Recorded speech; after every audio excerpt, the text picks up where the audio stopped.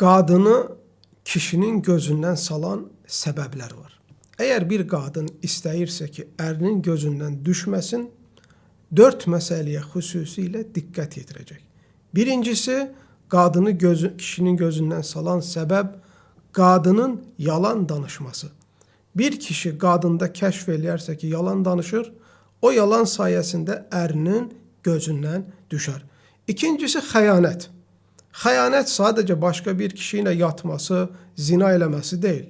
Ərinin icazə vermədiyi hər hansı bir yola addım atması, geyinişindən tutmuş, yazışmasından tutmuş, görüşünə kimi hamısı mütləq ərinin izni altında, məsləhəti və razılığı altında olmalıdır. İkincisi, xəyanət. Üçüncüsü, evdə olan sirləri ifşa etməsi. Başqalarına danışması, ya ailəsidir, ya ətrafındakı qadınlardır. Ər-arvad arasında olan sirləri ifşa eləyən qadın ərinin gözündən düşür. Dördüncü sifət, bu da ən təhlükəli şeylərdəndir. Qadın mütləq və mütləq bu şeylərə diqqət etməlidir. Ərini başqa kişilərlə müqayisə etmək.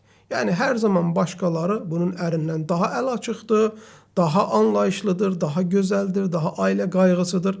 Davamlı şəkildə ərini qüsurlu göstərməsi. Əgər qadın bu 4 şeydən uzaq durarsa,